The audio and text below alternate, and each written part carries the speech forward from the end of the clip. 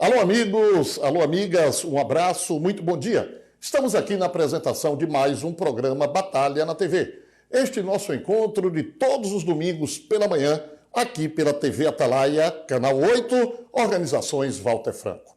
Olha, domingo é dia de futebol, né? Então vamos falar um pouquinho sobre o esporte. Aliás, o domingo era dia de futebol antigamente, na época que a bola era de couro, costurada, a mãos, né? Mas agora futebol é segunda, terça, quarta, quinta, sexta, sábado, domingo, mas vamos lá, vamos que vamos.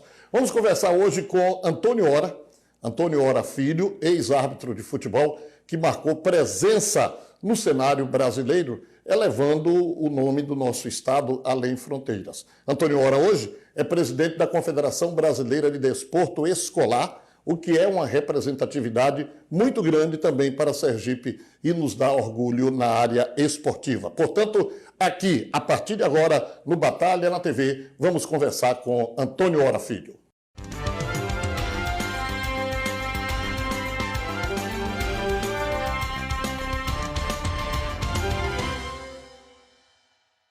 Muito bem, estamos aqui neste nosso encontro de todos os domingos pela manhã pela TV Atalaia e vamos conversar agora com muita satisfação com Antônio Ora Filho. Bom dia, Ora. Bom dia, Batalha. É uma satisfação estar aqui no seu programa. Eu que durante muito tempo, essas programações de domingo sempre foram as minhas preferidas, né? Porque normalmente eu estava concentrado, me preparando para o jogo. Então eu adoro esses programas de domingo. Muito bem, você falou concentrado. Árbitro de futebol também, e você foi durante... Quanto tempo você foi árbitro? Por mais de 2 décadas. Por mais de 20 anos. Você também se concentrava às vésperas da partida? Com certeza. Desde o início da minha carreira, eu adotei uma postura muito voltada ao profissionalismo, né? O futebol é profissional, mas a estrutura que envolve a arbitragem ela é muito amadora. Então, desde o meu início de carreira, que eu já tentei impor uma condição de profissionalismo à minha atividade de árbitro. A vida do árbitro de futebol hoje, ela melhorou depois do surgimento do VAR?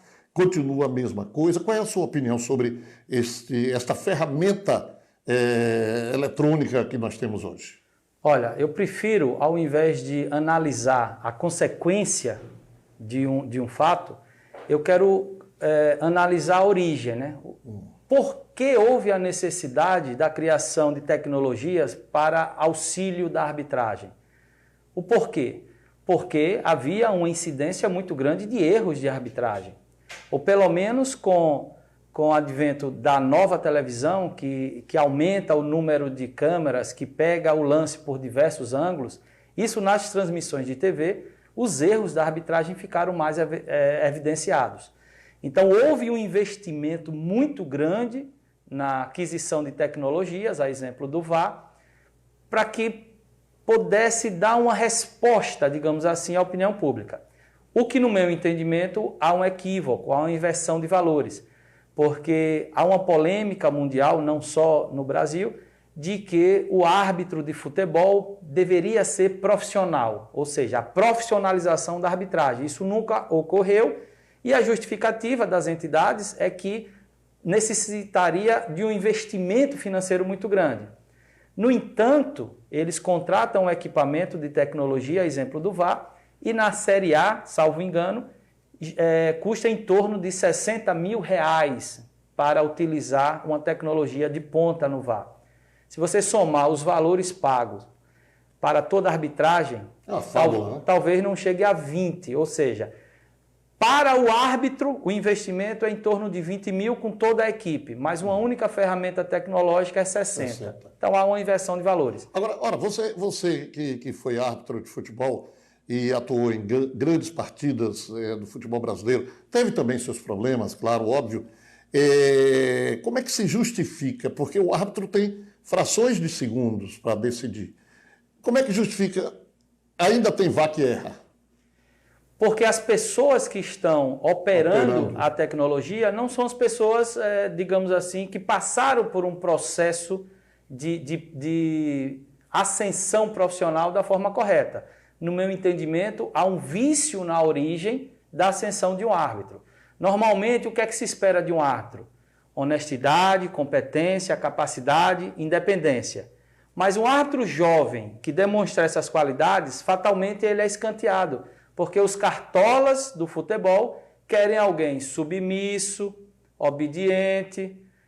O que acontece, de modo geral, no Brasil, é que se estabelece um biotipo. Nós precisamos de um árbitro magro, alto e que fale 3 idiomas. E aí pega esse biotipo e dá um apito, e diz, apita o futebol. Muitas vezes essa pessoa não tem experiência nenhuma na área esportiva, muito menos no futebol profissional, que você conhece muito bem.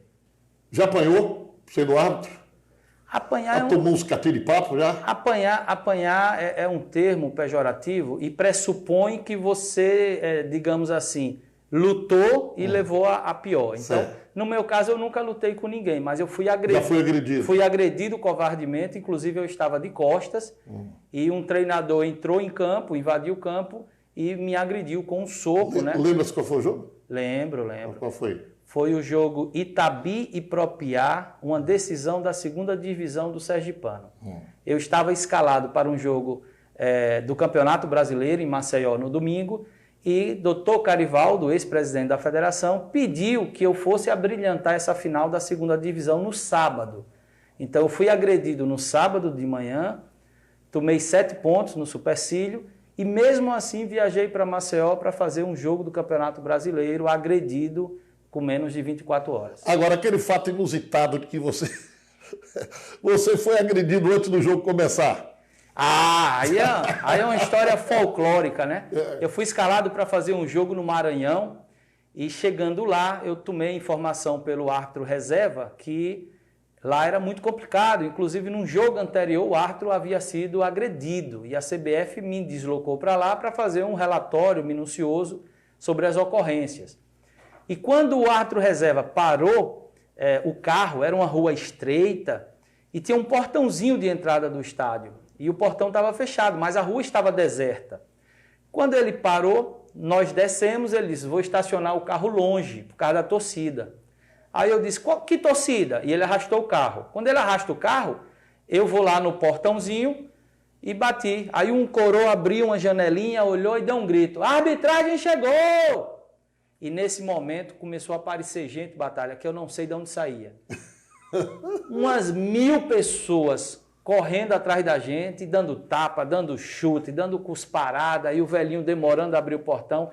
Quando o velhinho abriu o portão, caiu para dentro eu e os 2 assistentes já apanhados, antes mesmo de começar o jogo. Muito bem, voltamos aqui com o nosso programa, o programa que é líder absoluto no horário aqui aos domingos pela manhã, pela TV Atalaia Organizações Walter Franco. Vamos conversar agora com Antônio Hora, presidente da CBDE, que é a Confederação Brasileira de Desporto Escolar.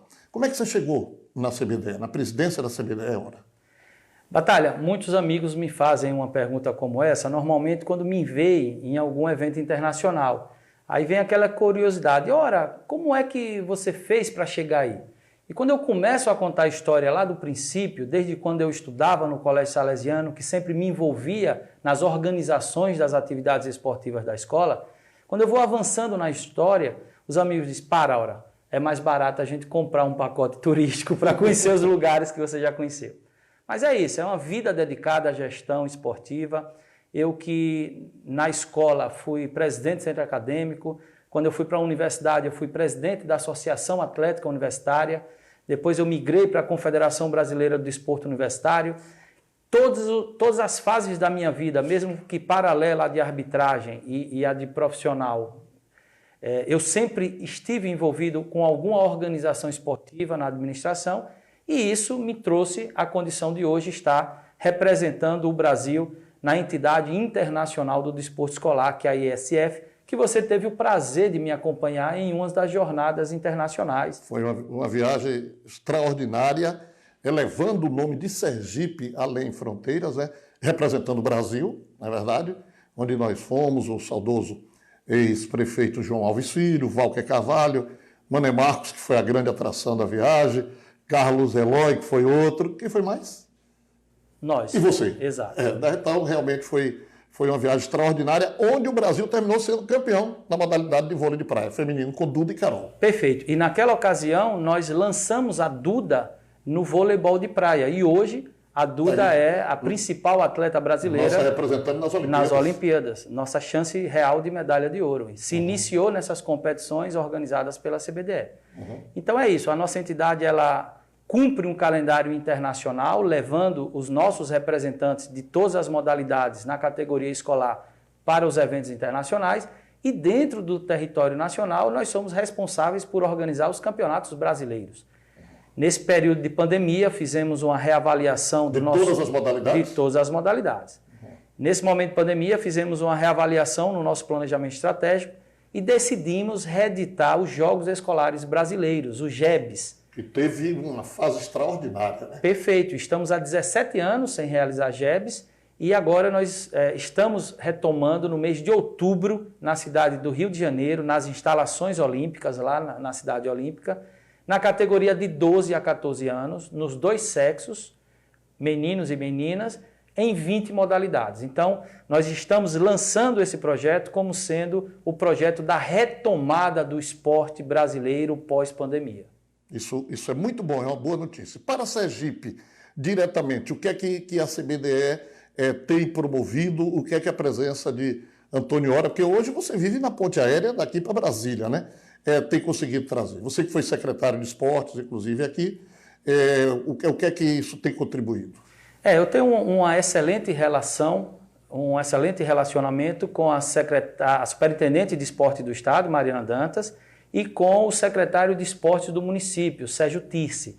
Então, dada essa relação harmônica deste grupo, a gente está, sim, trazendo um portfólio de eventos da CBDE para que Sergipe e Aracaju possam sediar eventos nacionais e internacionais, a exemplo do que fizemos juntos em 2015, quando trouxemos o Campeonato Mundial de Voleibol de Praia, quando o prefeito era Dr. João Alves Filho, e foi um dos melhores eventos já realizados aqui em Aracaju. Montamos aquela arena maravilhosa. Evento extraordinário.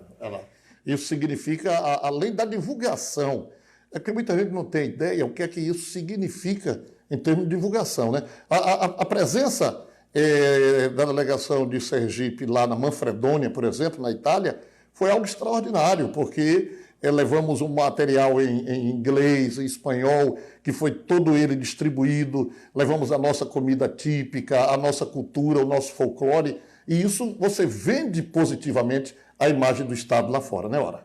Nós temos certeza que a captação de grandes eventos esportivos para a nossa cidade, para o nosso Estado, é uma ferramenta importantíssima no período de retomada econômica do pós-pandemia. Isso não há sombra de dúvida. Eu digo toda hora o seguinte, se todo governo, se bem pensasse, investia muito no esporte.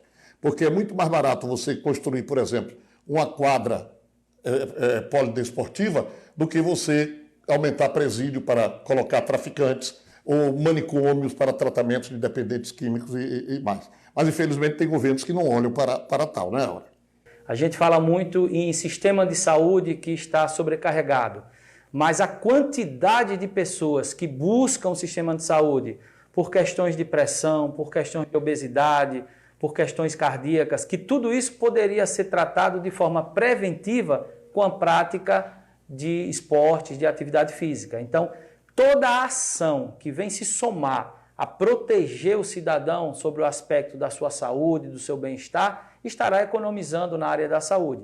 E Batalha foi muito feliz quando ele se refere ao sistema prisional brasileiro. Eu tive uma experiência na administração do sistema prisional. Foi um grande secretário da Justiça. Como é que você conseguia fazer com que os presos não fugissem, eu não sei, mas tudo bem. E nós temos dados, né? Nós temos dados que apresentam que 75% da população carcerária do Brasil é formada por jovens até 24 anos. Ou seja, nós precisamos sim fortalecer o laço de proteção dos jovens com educação, com esporte, com cultura, com atividades de turismo. Antônio Hora Filho, foi um prazer muito grande recebê-lo aqui na manhã deste domingo. Um abraço, sucesso e que você continue engrandecendo o nome do Estado de Sergipe junto ao esporte brasileiro. Carlos Batalha, eu agradeço e quero lhe dizer que a minha formação foi observando grandes gestores e grandes exemplos. E eu tenho comigo que você foi um dos melhores secretários de esportes do Estado, não há sombra de dúvidas. Você é uma pessoa que dedica a sua vida ao esporte e à política e à comunicação. Então é sempre uma boa referência. A exemplo do nosso amigo Léo Filho, que também é outra grande referência que eu tenho na minha formação de gestão. E eu queria dizer que os jovens têm que olhar para a história e se espelhar e copiar boas ações e bons exemplos dos seus antecessores. Porque um país sem história é um país sem futuro. Muito bem, chegamos ao final do programa Batalha na TV de hoje. Muito obrigado a todos. Estaremos de volta, com fé em Deus, no próximo domingo, a partir das 8h30, aqui pela TV Atalaia, Organizações Walter Franco.